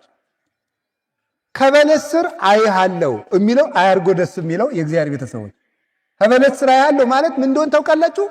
ኃጢአት ሰፍኖብን እያለ ራሱ ክርስቶስ ምን ይለናል? ያየናል በሉ፣ ያየናል በሉ እንጂ መቼ ነው የሚመጣልኝ ልጄ ብሎ ልጆቼ መቼ ነው የሚመጡልኝ ብሎ ኃጢአት ውስጥ ሆነን እንኳን በምህረት ነው የሚያየን። ኃጢአት ውስጥ እያለንም በምህረት የሚያየን እግዚአብሔር ነው። ኃጢአታችሁን ያወቀለት አይኑን አንዱ ቅንድሙን ወደ ላይ አንዱ ቅንድሙን ወደ ታች አድርጎ የሚያይ ሰው ነው። ሰው ኃጢአታችንን ሲያውቅ ንቆ ያየናል። እግዚአብሔር ግን ኃጢአታችን ውስጥንም በምህረት ያየናል። በምህረት የሚያየን እሱ ነው። አሁንም ድረስ እግዚአብሔር ሊፈርድብን ሳይሆን ሊምረን የሚቸኩለው። እዚያ ምን አለው? አባማን ወልደ እግዚአብሔር ወንጉሥ እስራኤል አንተ በእውነት የእስራኤል ንጉሥ ነህ አለው። የማን ንጉሥ? ከዛ ጌታ ምን አለው? ፊልጶስ እኔ ከበለስ ስር አውቃለሁ ስላልከኝ ነው ስላልኩህ ነው የእስራኤል ንጉሥ ያልከኝ አለው። አማን አማን እብለክሙ እምይእዜሰ ዘየዐቢ እምዝ ትርእዩ እንዘይትርሃዋ ሰማያት ወመላእክተ እግዚአብሔር ይዐርጉ ወይወርዱ ሀበ እጓለ እመሕያው። እውነት እውነት እላችኋለሁ አሁን ግን ከዚህ የሚበልጥ ታያለህ። አንተ የእስራኤል ንጉሥ ነው ብለኸኛል።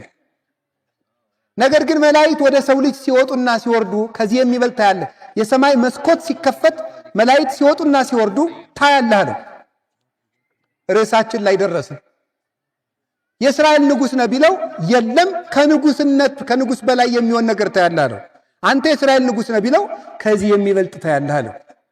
ምን ማለት ይመስላችኋል? ሰው የሆነው አምላክ የመላእክት ንጉሥ ነው። እስኪ አንድ ጥያቄ ልጠይቃችሁ። መላእክት ወደ ሰው ልጅ ሲወጡና ሲወርዱ ታያለህ። አንድ ጊዜ ይህን ቃል በሉት። መላእክት ወደ ሰው ልጅ ሲወጡና ሲወርዱ ታያለህ። ምን ሲሉ? ወደ ማን? ወደ ማን? ወደ ሰው ልጅ። ጆሮአችሁ መስማት አለበት። እሺ፣ መላእክት ወደ ሰው ልጅ ሲወጡና ሲወርዱ ማን? መላእክት ወደ ማን? አቤት፣ ጥሩ።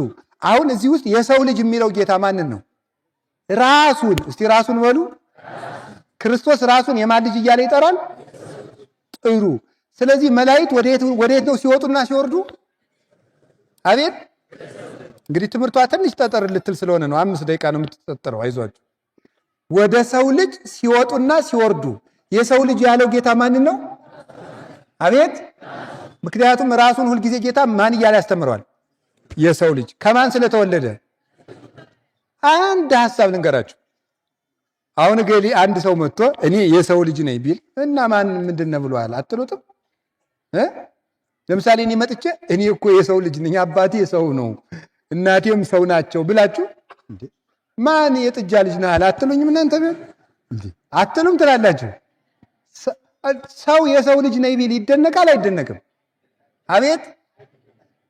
ክርስቶስ ግን የሰው ልጅ የሚለው ታዲያ ለምንድን ነው? አያችሁ፣ ሰው የሰው ልጅ ነኝ ቢል አይደነቅም እና የሰው ልጅ ነው። ክርስቶስ ግን የሰው ልጅ ነኝ ሲል ምን ማለቱ ነው? አሃ፣ በፊት ምንድን ነው ማለት ነው? አምላክ አትሉም እንዴ? ምንድን ነው የሰው ልጅ ብሎ የሚጠራበት ምክንያት አምላክ ነኝ ግን ሰው ሆኜ የተወለድኩ ማለቱ ነው። አምላክ ነኝ ግን ምን ሆኜ የተወለድኩ ማለቱ ነው? ሰው ሆኜ የተወለድኩ ማለቱ ነው። አሁን ልብ በሉ፣ ጌታችን ኢየሱስ ክርስቶስ ይህንን ሲናገር የት ውስጥ ነው? ገሊላ ውስጥ ነው። ኢየሩሳሌም ውስጥ፣ እስራኤል ውስጥ ነው። መሬት ላይ ተቀምጦ ነው። መላእክት ወደ ሰው ልጅ ሲወጡ፣ እስቲ ሲወጡ በሉ እና ቆይ፣ እሱ ይህን ሲናገር የት ነበረ? ንገሩኝ እንጂ። አቤት፣ መሬት። ታዲያ ወደ ሰው ልጅ ሲወጡ ለምን ይላል እንዴ? አይገርማችሁም? ምንድን ነው ይሄ? ሲወጡና አይ እንደው ምን ዝም ብሎ ግድ እንደማይሰጣችሁ እንኳን አልልም። ብቻ ግን እንደው ዝም ብሎ በቃ ትጸድቃላችሁ የሚል ትምህርት ቢሰብኩን እንዳትሉ። በቃ ይሄ ነው የሚያጸድቀው። አንዱ ለመጽደቅም እንዲህ ያለም ነው የምንማረው። እና ክርስቶስ ይህን ሲናገር የት ነው? የእግዚአብሔር ቤተሰቦች ምድር ላይ በሉ። ምድር ላይ ከሆነ ወደ ምድር ሲወርዱ ነው መባል ያለበት፣ ሲወጡና ሲወርዱ። ለምን ነው ወደ ሰው ልጅ ሲወጡና? ይህን ሲናገር እሱ የት ነው ያለው? መሬት ላይ። እና እንደዚያ ሲወጡ የሚለን ለምንድን ነው? ይሄን እኔ ነኝ የምነግራችሁ፣ አታውቁትም። እሺ፣ ምን ማለት መሰላችሁ? ቃል ሥጋ ሆነ በሉ ማለት ማን? አምላክ ከሰማይ ወርዶ ምን ሆነ? ሰው ደግሞ ወይም ከድንግል ማርያም ቃል የለበሰው ሥጋ ደግሞ ከአምላክ ጋር ሲዋሃድ ምን ሆነ? አምላክ ሆነ በሉ እንጂ። ለምሳሌ ሁላችሁ ብረቱን እሳቱ ውስጥ ስትከቱት ምን ይሆናል? አቤት፣ እሳት አይሆንም? ይሆናል። እሳት አይሆንም? በጣም ጥሩ። እሳቱ ደግሞ በብረቱ ልክ አይሆንም? ለምሳሌ ጠፍጣፋ ብረት ከሆነ ጠፍጣፋ እሳት ነው አይደል የሚታያችሁ ከጋለ ማለት ነው። እሳቱ በምኑ ልክ ይሆናል? አቤት እሺ፣ ብረቱ ደግሞ ምን ይሆናል? እሳቱ ነው ያቃጥላል አይደለም? በጣም ግሩም ነው። ስለዚህ እሳት የተባለ ማን ነው? ቃል። እስቲ ቃል በሉ። ወይም አምላክ ማለት ነው። አምላክ ምን ሆነ?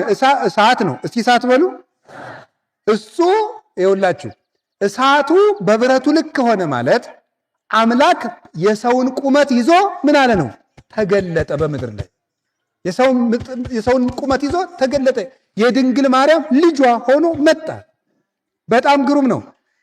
ብረቱ ደግሞ እሳት ሆኖ አቃጠለ ማለት ከድንግል ማርያም የለበሰው ስጋ ደግሞ ምን ሆነ ማለት ነው? እሳተ መለኮትን ሆነ። በታቅቦ ባለመለወጥ አምላክ ሆነ ማለት። ስለዚህ ልብ በሉ፣ ቃል በምድር በስጋ ቁመት እንደተገኘ ሁሉ ስጋ በቃል ቦታ የት አለ? ንገሩኝ እንጂ። ብረቱ በእሳቱ ብረቱ እሳቱን በብረቱ ልክ እንደሆነ ሁሉ አምላክ ስጋን ለብሶ በስጋ ምድር ሲገኝ ስጋ ደግሞ መለኮትን ተዋህዶ በመለኮት ሀገር በሰማይ አለ። ክርስቶስ ምድር ላይ እንደቆመ የት አለ ማለት ነው? ስለዚህ ሰማይ ላይ አለ ማለት ነው። የምናመልከው ኢየሱስ ክርስቶስ ይህ ነው። ተዋህዶ ይሏቸዋል። ይሄ ነው ሃይማኖታችን። ምንድን ነው? ኦርቶዶክስ ተዋህዶ በሉ እንጂ። ኦርቶዶክስ ተዋህዶ ማለት ይሄ ነው። ክርስቶስ አጭር ቁመት ይዞ እዚህ ታያለ። 3 ክንድ ከስንዝር ቁመቱ ነው። ሰማየ ሰማያትን ደግሞ አልፎ ሱራፌል፣ ኪሩቤል፣ መላእክት ወደ እሱ እየወጡ ቅዱስ ቅዱስ ቅዱስ እግዚአብሔር እያሉ እንደ ሻስ ሲነጠፉለት ይታያል። በምድር ላይ ደግሞ በአጭር ቁመት ይታያል። ተመልከቱ። እንዘሃሎ በመዝራዕተ እሙ በእናቱ ታቅፍ እቅፍ ሳለ ድንግል ማርያም እንደ ሕፃን ታቅፈው ሳለ ለሊሁ ይጽያን በመትከፈ ነፋሳት እሱ በነፋሳት ክንፍ ተጭኖ ይበራል፣ በኪሩቤል ይመሰገናል። ወደ ሰው ልጅ ሲወጡና ሲወርዱ በምድር ስጋ ለብሶ ስለታየ ወደ ምድር ሊያገለግሉት ይመጣሉ። ሲወጡ ከመንበሩ ስር ሄደው ለመስገድ ይወጣሉ። ክርስቶስን ስጋ ለብሶ ብታየው ተራ ሰው አይምሰልህ። መላእክት ወደ ላይ ወጥተው የሚገዙለት፣ ወደ ምድር መጥተውም የሚያገለግሉት፣ በምድርና በሰማይ የመላ በተዋሕዶ የተገለጠ እሱ እውነተኛው ንጉሳችን መድኃኒታችን ኢየሱስ ክርስቶስ ይህ ነው። ይህንን የናዝሬቱን ኢየሱስ ክርስቶስ አገኘ ነው ያለው። ለዚህ ነው። ከቃሉ ጋር ናችሁ? ከቃሉ ጋር ናችሁ? እንግዲህ መታህ ብሎት ነበር። እስቲ መታህ በሉ። አቤት! በጣም ጥሩ። ከናዝሬት ደግ ሰው ይወጣል? መልሱ፣ ንገሩኝ እንጂ። እሺ፣ ኢየሱስ ክርስቶስ ሲመጣ ናትናኤል ምን አለው? መታህ ተብሎ ተጠራ። መጣና ክርስቶስን አየው። አንተ ንጉሥ ነህ አለው። የለም መታህ ብሎ ጠርቶት አልነበረም? አንተ በንጉሥ ትደነቃለህ፣ ከንጉሥ በላይ ሆኜ ታየኛለህ አለው። ከንጉሥ በላይ ዳዊት ንጉሥ ነው፣ ሞቷል። ሰሎሞን ንጉሥ ነው፣ ሞቷል። ሳኦል ንጉሥ ነው፣ ሞቷል። የዚህ ዓለም ኃጢአተኞችስ ብዙ ናቸው። ናቡከደነጾር ሞቷል። ፈርዖን ሞቷል። ደጋግ ነገሥታት ሁሉ ሞተዋል። ሞትን ግን ድል ማድረግ የቻለ የለም። ክርስቶስ ግን ሞቷል። ሞትን ድል አድርጎ ተነስቷል። ከንጉሥ በላይ ሆኜ ታየኛለህ። እኔ ንጉሥ ብቻ አይደለሁም፣ የሕይወት ጌታ፣ የመላእክት ሁሉ ገዢ፣ የሰማይና የምድር ፈጣሪ ነኝ አለ። ነገሥታት የማያደርጉትን ሕይወት የሚሰጠን ኢየሱስ ክርስቶስ ነው። ስለዚህ ይህን ነበር የገለጠለት። ከቃሉ ጋር ናችሁ? ከዚያ መች አየው ታዲያ? መታየ አለው። መላእክት ሲወጡና ሲወርዱ ያለው አሁን አላየም። መች አየ? ጌታ ከጥምቀት ሲመለስ መላእክት ሲያገለግሉት የማቴዎስ ወንጌል ምዕራፍ 4 ላይ እንደተጻፈ ከመስቀሉ ስር በዕለተ ዓርብ ለአንተ ኃይል ይገባል፣ ለከ ኃይል ለከጽን ለከስባት እያሉ ሲሰግዱለት፣ ሲያርግ ደግሞ የሐዋርያት ሥራ ምዕራፍ 1 ላይ ቀና ብለው እያዩ ጌታ ሲያርግ 2 መላእክት መጡና ይሄ የናዝሬቱ ኢየሱስ እንዲህ ሲያርግ እንዳያችሁት ተመልሶ ይመጣ ብለው መላእክት ሲወርዱ መልሰው ከሱ ጋር ተከትለው ወደ ሰማይ ሲያርጉ አየ። የሰማይ ደጅ ተከፈተ። ሃይማኖት የተመኙትን ያሳያል። ይዘገያል እንጂ ሳናየው አንቀርም። በጎ ነገር እናያለን። ግን አንድ ነገር ንገራችሁ። ከተማ ያያችሁ አይታችኋል። ጥሩ ሀገር ያያችሁ፣ አሜሪካን ያያችሁ፣ ቻይናን ያያችሁ፣ ዱባይ ሄዳችሁ የተዝናናችሁ፣ ሲንጋፖርን ያያችሁ፣ አውሮፓም የሄዳችሁ፣ መካከለኛው ምስራቅም የሄዳችሁ፣ አውስትራሊያም የሄዳችሁ፣ እዚህ ሀገርም ጥሩ ጥሩ ሆቴል የተዝናናችሁ አይ እንዲህ ያለው ሀገር አየሁት እኮ የምትሉ ሁሉ የለም ከዚህ ብታምኑ ግን ከዚህ የሚበልጥ ታያላችሁ። እነማንን? መላእክትን። እናንተ የሆነ ዘፋኝ አየን ብላችሁ ትደነቃላችሁ። በነገሩ ምዕመናን እናቴ ደስ ነው የምትሉት። እንደው እኛም ሰባኪም ስታገኙ ፎቶ እንነሳ፣ ዘፋኝም ስታነሱ ፎቶ እንነሳ። ጎበዞች እንደው እናቴ እንደው ሁሉም ላይ ነው የምትነሱት እናንተ ሁሉም ላይ ትነሳላችሁ። እንደው አረ እነዚያ ናችሁ እኮ እናንተ ማለት እንደው ጥሩ ነገር አየሁ ያላችሁ ሁሉ ኧረ እምነት ከዚህ በላይ ያሳያል። አቡነ ዛሬ ታኅሳስ 12 ላይ ትምህርቴን እየጨረስኩ ነው። የአቡነ ሳሙኤል ዘዋልድባ ዕረፍታቸው ነው። ዋልድባን የሚያክል ገዳም ትልቁን ገዳማችን የኢትዮጵያ ገዳማት መመኪያ የሆነውን ገዳም ያቀኑት አቡነ ሳሙኤል ምድርን እንደ መሶብ ከፍ አድርገው ለጌታ ያስባረኩት ቅዳሴ ሲቀድሱ እናታችን ድንግል ማርያም መታ ነጭ ዕጣን ከቅዳሴው መሃል ያቀበለቻቸው ዕንቁ የሰጠቻቸው የእመቤታችን ምስጋና ሲጸልዩ ከምድር በላይ አንድ ክንድ ከፍ ብለው የሚታዩት የኢትዮጵያ ኮከብ አቡነ ሳሙኤል ዘዋልድባ ታኅሳስ 12 ላይ ዕረፍታቸው ነበር። ታዲያሳ ጌታችን ኢየሱስ ክርስቶስ መላእክት ሲወጡና ሲወርዱ ታያለህ ያለው ለሱ ብቻ አይደለም፣ በሱ ለሚያምኑ ጭምር ነው። ለማን ጭምር ነው? በሱ ለሚያምኑ ጭምር። አቡነ ሳሙኤል የሚካኤል ባልንጀራ ነበሩ። ቅዱስ ሚካኤል በቸገራቸው ጊዜ ሁሉ ከች ብሎ አብሯቸው ይጓዝ ነበር። 40 ቀን ሲጾሙ መጥቶ ይመራቸዋል። ወንዝ ሲሻገሩ መጽሐፋቸው በሙሉ ወንዙ ውስጥ ወድቆ በሌላ ቀን ሲመጡ ምንም ሳይሆን ተገኝተዋል። የአውሬዎችን ልብ ሁሉ ያገርምላቸው የነበረ ቅዱስ ሚካኤል ነው ለአቡነ ሳሙኤል። ግን ፍጹም ታዛዥ፣ ሰው የሚወዱ ትሕትና የነበራቸው ቅዳሴ ይቀድሱ ተብለው በፍጹም እኔ አይገባኝም፣ በፍጹም እኔ አይገባኝም ጥሩ ስነ ምግባር ያላቸው ቅዱስ ንጹህ ካህናት አሉ፣ እኔ ኃጢአተኛ ነኝ የሚሉ ኋላ ራሱ ክርስቶስ ወርዶ ቀድስ ብሎ ቅዳሴ የሚያገባቸው አባት ነበሩ አቡነ ሳሙኤል ዘዋልድባ። ክርስቶስ ራሱ ወርዶ ቀድስ እንጂ ያንተን ምስጋና እኮ ወድጄልሃለሁ የሚለው እንዲህ ያለ አባት ነበር አቡነ ሳሙኤል። ታዲያ አቡነ ሳሙኤል ዘዋልድባ በሄዱበት ሁሉ የእንስሳት አራዊት ሁሉ ዘመዶቻቸው ሆነው ይኖሩ ነበር።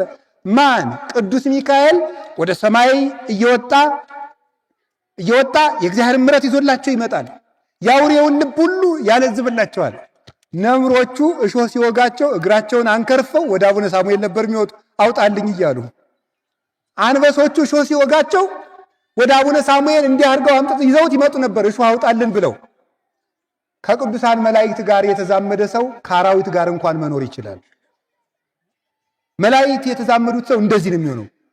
ቅዱስ ሚካኤል አቡነ ሳሙኤልን በዚህ መጠን ረድቷቸዋል። ይሄ ብቻ አይደለም። አቡነ ሳሙኤል ወደ ሰማይ እየወጡ ከሱራፌል ጋር ያጥኑ ነበረ። ማን ይዟቸው የሚመጣው? ቅዱስ ሚካኤል። አቡነ ሳሙኤል ሰው በምድር ትሑት ሲሆን የመላእክት ባልንጀራ ይሆናል። የመላእክት ባልንጀራ ሆኖ ያጥኑታል። ይህንን ቅዱስ ሚካኤል እንግዲህ ይሄ ሶስተኛውን ሰማይ ወጥተው 7ኛው ሰማይ የሥላሴን መንበር አጥነው ይመለሱ ነበረ። ይህ ማን ነው? የቅዱሳን መላእክት ረዳትነት። አንድ ነገር ብቻ ተናግሬ መልእክት አስተላልፌ ልጨርስ። ሰው ከቆየ ሰው ቤተክርስቲያን ውስጥ መላእክትን ያያል። የእግዚአብሔር ቤተሰቦች ድንቅ ነገር ያያችሁ ሁሉ እኛ ክርስቲያኖች በዚህ ዓለም በቴሌቪዥን በሚታይ ነገር ውስጥ እንድንደነቅ የተፈጠርን አይደለም። የመላእክትን መውጣት መውረድ እያየን እንድንደነቅ ነው። አይ ብናያቸው ደግሞ አድርገው ደስ የሚሉን መድኃኔዓለም ዓይናችን ይክፈተው።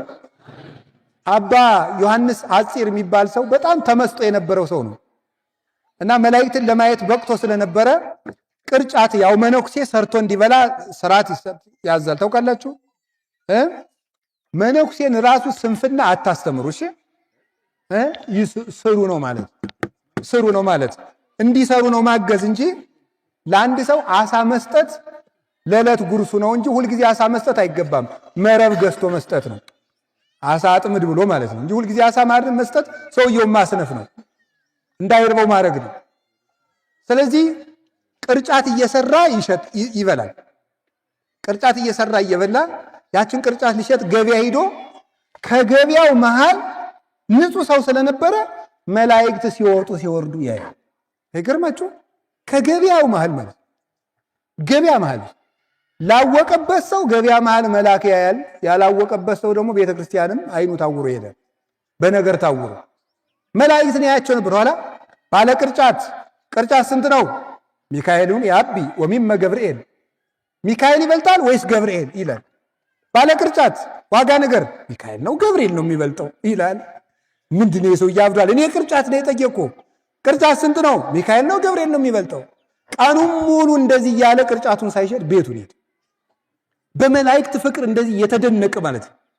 ሲወጡ ሲወርዱ እግዚአብሔርን ሲያመሰግኑ ፍቅራቸው፣ መዓዛቸው ያንዱ መልአክ መዓዛ ብቻ ነፍስን ከስጋ የመለየት ኃይል ያለው ጣዕም ያለ ነው የመላእክት ማህበር፣ የነ ቅዱስ ሚካኤል ማህበር።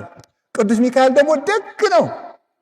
ሳሩ እንኳን ያለ ጊዜው እንዳይነቀል የሚጸልይ መልአክ፣ ሳሩ ቅጠሉ ያለ ጊዜው እንዳይቆረጥ የሚጸልይ መዓዛ ያለው መልአክ ነው። ለቅድስት ክርስቶስ ላወቀበት ሰው ገበያ መሃል መላእክትን ማየት ይችላል። ያወቀበት ሰው ባለ ትዳር ሆኖ መላእክትን ማየት ይችላል። የግድ መነኩሴ መሆን አይጠበቅባችሁም። ቅድስት ክርስቶስ ሰምራ የ12 ልጆች እናቱና ትዳሯ ውስጥ እያለች ነበር ቅዱስ ሚካኤል በቀን አንዳንድ ህብስት ከሰማይ እያወረደ የሚመግባት እዚያው ባለ ትዳር እያለች። ላወቀበት ሰው ቤቱም ሰማይ ነው፣ ቤቱ መንግሥተ ሰማያት ነው። ያላወቀበት ሰው ደግሞ ቤተክርስቲያን ውስጥ ሆኖም ሲኦል ይገባል። ቤትንም መንግሥተ ሰማያት ማድረግ ይቻላል። የቅዱስ ሚካኤልን ድርሳን ስትደግሙ ቤታችሁ ሰማይ ይሆናል። እግዚአብሔር በሚያውቀው አባታችን አቡነ ሳሙኤል ዘዋልድባ ሰማይ ድረስ እንዲያጥኑ ያደረጋቸው እግዚአብሔርን ተከትለው በፍጹም ትሕትና ስለሄዱ ነው። ትሕትና ያለው ሰው የሰማይ ደጅ ይከፈትለታል። እሱ ብቻ እንዳይመስላችሁ የእግዚአብሔር ቤተሰቦች፣ አቡነ ሳሙኤል ፍጹም ጻድቅ ናቸው። ፍጹም ጻድቅ። እንደኔና እንደናንተ ያለ ኃጢአተኛ ግን ሰማይ ይከፈትለታል? አዎ። ማን? ለምሳሌ ማርያም ግብፃዊት ኢየሩሳሌም ስትሄድ በጣም አመንዝራ ከመሆኗ የተነሳ ግብፅ ካሉ ወንዶች ጋር አመንዝራ ኢየሩሳሌም ሰው ለፋሲካ በዓል ሲሄድ እዚያ ደግሞ አንድ ወንድ አላጣም ብላ ሄደች። ሰው ሁሉ ሲገባ ግን ምን አደረገ? አንድ ኃይል ደጁ ላይ እንዳይትገባ ይገፋት ነበር። የእመቤታችን ስዕል ናት። አለቀሰች። የዛ ጊዜ ፍጹም አለቀሰች። ጌታ ሆይ የዛሬን አስገባኝ እንጂ አይደግመኝም አለች። እግዚአብሔር ችሎን ነው እንጂ እኛም እኮ መግባት የሚገባን አልነበረም። ደጅ ላይ መቅረት የነበረብን ሰዎች ነን። እኔም እናንተም ሁላችን በቸርነቱ ነው እንጂ የዛሬን እግዚአብሔር አስገባኝ፣ የዛሬን ተወኝ፣ አይደግመኝም አለች። አለቀሰች፣ ገባች። የእግዚአብሔር ፍቅር ለካ እግዚአብሔር እኔንም ይቀበለኛል እንዴ? ለእኔም የተከፈተ በር አለው እንዴ? ደስ አላት። ጌታ ከዚህ በኋላ ከዚህ ዓለም የምፈልገው ነገር የለም፣ ምን ላድርገት? ወደ በረሃ ሂጅ። በረሃ ውስጥ ሂዳ 3 ዳቦዎችን ይዛ ብቻ ዘመኗን ስትጸልይ ከዚያ በኋላ መላእክት እየወረዱ የሚጋርዷት፣ መላእክት እጅና እጇን ይዘው በረድኤት ከፍ አድርገዋት ከመሬት 1 ክንድ ከፍ ብላ ለመጸለይ በቃቻቻ መንዝራ ሰው በእግዚአብሔር ቸርነት። ከዚያ በኋላ ቢሄድ አባ ዞሲማስ ቢሄድ ከፍ ብሎ ሲጸልይ አያት። እሱ ንጹሕ አባት ነው፣ ካህን ነው። እሷ ግን ከመንዝራነት ተመልሳ እሱ ከመሬቱ ነው፣ እሷ ከላይ ከፍ ብላ ስትጸልይ አያት። ኧረ እናቴ በጸሎት አስቢኝ አላት። ሌላ ጊዜ አርፋ ሊቀብራት ቢመጣ ማን ያቃብረኛል ብሎ ቢያስብ ያቺ ሰው ሁሉ ሊንቃት የምትገባ ዘማዊት ስጋዋን አናብስት ሁሉ አክብረው አንበሶቹ አክብረው ቀብሯት። አባ ዞሲማስ እስከሚመጣ ድረስ ስጋዋን ሳይበሉ አናብስቱ አንበሶቹ ከሌላ አውሬ እየጠበቁ ቆዩ። እሱ መጥቶ ሲገንዝ በቁፋሮ አግዘው ተቀበረች። የመላእክትን ፊት የምታይ ሰው ነበረች። የበቃ ሰው ንስሐ ሲገባም የእግዚአብሔርን ፊት ያያል። መላእክት ሲወጡ ሲወርዱ ያያል። የእግዚአብሔር ቤተሰቦች አንድ ነገር ልንገራችሁ። ጥር 11 ቀን ሰማይ ተከፈተ የሚል ንባብ አስታውሱ። የጥምቀት መታችሁ እንድታከብሩ እዚህ ሲከበር ጥምቀተ ባሕሩ ላይ ብፁዕ አባታችን አሁን ደግሞ አዲስ ጥምቀተ ባሕርን እያዘጋጁ ነው። እግዚአብሔር የተመሰገነ ይሁን። በእውነት ለቤተ ክርስቲያን ባለ በዘመናቸው ሁሉ ትልቅ ሰፊ ነገር እያስቀመጡልን እየሄዱ ዘመናቸውን ደግሞ ከዚህ የበለጠ እንዲሰሩ ያርዝምልን። ስለዚህ አሁን አዲስ ጥምቀተ ባሕርም አለ። እሱም ካላለቀ ከቀድሞም ቢሆን ሲነበብ ስሙ ሰማይ ተከፈተ። እስኪ በሉ ሁላችሁ ሰማይ ተከፈተ የሚለው የመንፈስ ቅዱስም ወረደ በጌታ ራስ ላይም ተቀመጠ የሚለው ያ ሰማይ ምንድን ነው የሚለው ሊቃውንት ሲተረጉሙት ክርስቶስ ለኃጢአተኞች የከፈተው የምህረት በር። እስቲ የምህረት በር በሉ። ሁላችን እንድንገባበት የሰጠን የንስሐ በር ነው። ሰማይ ሲከፈት ታያለ ያለው አሁን ለእናንተም ተከፍቷል፣ ለእኔም ተከፍቷል። ጌታ ሲመጣ ግን ይዘጋል። ሳይዘጋብን በተከፈተው በር እንግባ። የእግዚአብሔር ቤተሰቦች እኛም በተከፈተው በር ገብተን ቅዱሳን መላእክትንና የመድኃኔዓለም ፊት ለማየት ያብቃል። መልእክት ላስተላልፍ።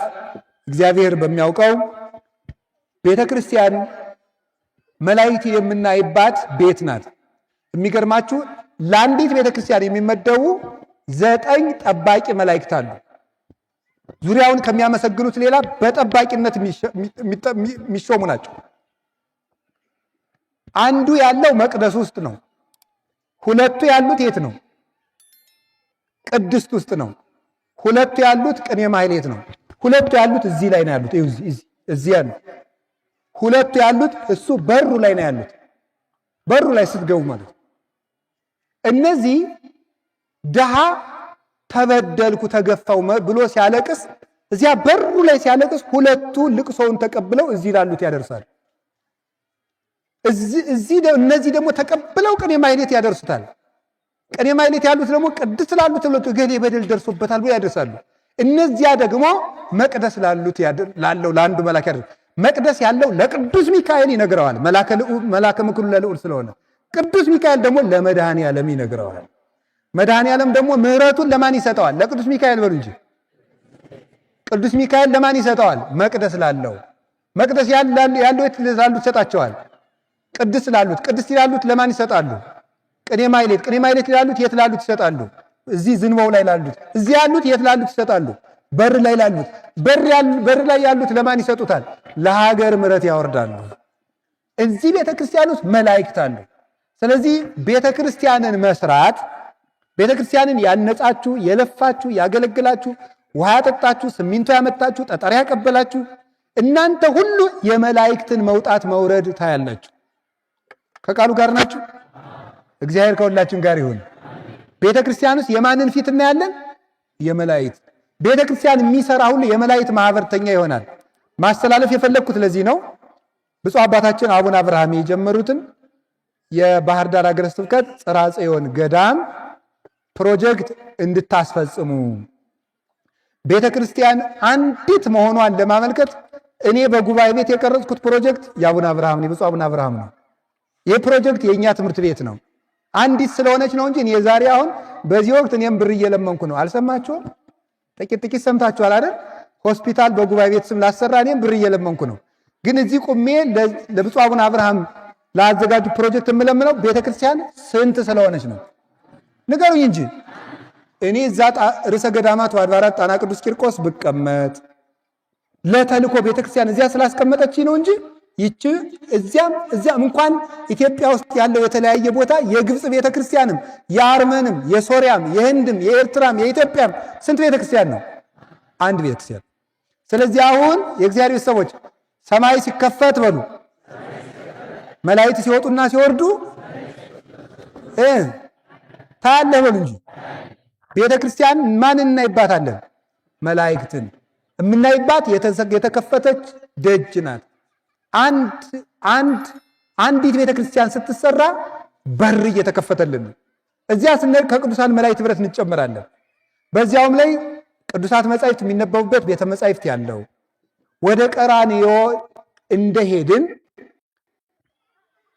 በረከት የሚያስገኝልን ፍኖተ መስቀል ያለው ትልቅ መስቀል የሚተከልበት ቤተ መጻሕፍት የሚከፈትበት ሂደን የምንማጸንባቸው የተመስጦ የሱባኤ ዋሻዎች ያሉበት ቤተ ክርስቲያን ነው ጽርሐ ጽዮን ገዳም። እኔም ሄጄ ጎብኝቼዋለሁ። እያንዳንዱ ግድግዳና ጣራ መስኮት ሁሉ የነቢያትን የሐዋርያትን መልእክት የተሸከመ የሰማዕታት የጻድቃን መልእክት የተሸከመ ነው። እንዳልኳችሁ እኔ እግዚአብሔር በሚያውቀው እኔ አድርባይ አይደለሁም። ምክንያቱም መነኩሴ ሆዱን ከበላ ሌላ የሚፈልገው ነገር የለም። ዳቤ ካገኘ በቃው በቃ መነኩሴ ምን ያደርጋል? መነኩሴ ምን ያደርጋል? ምን ያደርጋል? መነኩሴ ዳቤ ከበላ ሆዱ ከሞላ ፎጣና ይሄ ልብሱን ከለበሰ መነኩሴ በቃው። እኔ እዚህ ብፁዕ አቡነ አብርሃምን ቅጠሩኛልን ምን አልን ምንም አይደለም። እንደዚህ የሚያስብለኝ በተለይም ደግሞ ዝም ብሎ ህንፃው ብቻ ቢገነባ እኔ እዚህ መጥቻ አለፈልፍ ነበር። ግን ያቀዱት ነገር ትልቅ ነው። እያንዳንዱ ሰንበት ትምህርት ቤት ሰባኪ ወንጌል እንዲኖረው ለብቻው ሰንበት ትምህርት ቤቶች ብቻ በመጽሐፍ መምህር እንዲማሩ እቅድ ጭምር ያቀዱ አባታችን ናቸው። ብፁዕ አባታችን ሁላችንም ከጎናቸው ቆመን አንድ ሰው ለብዙ ሰው ከቆመ ብዙ ሰው ከአንድ ሰው ጋር መቆም ያቅተዋል? ንገሩኝ እንጂ ያቅተዋል? አያቅተው። ስለዚህ ጠጠር ያለ ጠጠር፣ ሳንቲም ያለ ሳንቲም፣ ውሃ ያለ ውሃ፣ ሳንቲም ያላችሁም ሳንቲም፣ ሐሳብ ያላችሁም ሐሳብ። እንደው ነገ ቢሆን አንድ ቀንም ደግሞ ይታደራል። አይዟችሁ እስቲ አንተ ሞክራት። እሺ እንስማማና ዓርብን እናክፍል ካላችሁኝ እናክፍል። እሺ አዛኝን እኔማ እከፍላለሁ አብሬያችሁ ማለት ነው። ዓርብን እናክፍልና ምሳችን ለጽርሐ ጽዮን ገዳም እናምጣ። ዓርብን እናክፍል ማለት ዓርብ ሳንበላ ውለን አድረን ቅዳሜ ቁርስ መብላት ማለት ነው። አንችልም? የለ ክርስቲያኖች እንግዳችን ነው ወይ? እንደው ምንም ድሃ የቀን ሰራተኛ እንኳን ብትሆኑ እንድች አድርገን ቢሆን ቤተክርስቲያናችን እንስራ። በዚህ መጠን አብራችሁ ከአባቶቻችን ጋር እንቁ። አባቶቻችንም ሰው ናቸው፣ ስሜት አላቸው፣ ይጎዳሉ፣ ያዝናሉ። አለንላችሁ ስንል ግን ደስ እያላቸው ነገ አዲስ እቅድ ያቅዳሉ። የትልቅ ሰው አይምሮ ትልቅ እቅድ እንዳያቅድ በተራ ነገር መጠመድ የለበትም። ስለዚህ ብፁዕ አባታችን ረጅም ዕድሜ እንዲቆዩልን፣ ስራ እንዲሰሩልን፣ የተዘጉ በሮች እንዲከፍቱልን፣ የህፃናት ማሰልጠኛዎችን፣ ጥሩ የትዳር አማካሪዎችን የያዙ ቤተክርስቲያን እንዲኖር፣ ጥሩ ንስሐ አባት ያላቸው አድባራት እንዲኖሩ፣ ሀገረ ስብከቱ ከፍ እንዲል ያቅማችሁን ሁሉ ስሩ። በቤተ ክርስቲያናችን መድኃኔ ዓለም የሰማይ በሩን ይክፈትልን። ደጅ ለተዘጋብን ሁሉ መድኃኔ ዓለም የምሕረት በር ይክፈትልን። ሁላችሁም የተዘጋባችሁን ነገር ሁሉ ዛሬ በቅዱስ ሚካኤል ጸሎት፣ በአቡነ ሳሙኤል ዘዋልድባ ጸሎት ይክፈትላችሁ መድኃኔ ዓለም። ኢትዮጵያ ብዙ አጥር በስቶባት የሰላም ደጅ ተዘግቶባታልና ቸሩ አምላክ ኢየሱስ ክርስቶስ ስለ ቅዱስ ሚካኤል፣ ስለ አቡነ ሳሙኤል፣ ስለ አቡነ ተክለ ሃይማኖት፣ ስለ አቡነ ገብረ መንፈስ ቅዱስ፣ ስለ ቅዱስ ጊዮርጊስ፣ ስለ ቅዱስ ቂርቆስ፣ ስለ ቅዱስ መርቆሬዎስ፣ ስለ ቅዱስ ሚናስ፣ ስለ ነቢያት፣ ስለ ሐዋርያት፣ ስለ ሰማዕታት፣ ስለ ጻድቃን፣ ስለ ደናግል፣ ስለ መነኮሳት፣ ስለ ወላዲተ አምላክ፣ ስለ ድንግል ማርያም፣ ስለ ቅዱስ መስቀሉ፣ ስለ ቆረሰው ሥጋው፣ ስላፈሰሰው ደሙ የምሕረት በሩን ይክፈትልን። ወስብሐት ለእግዚአብሔር። ይቆየን።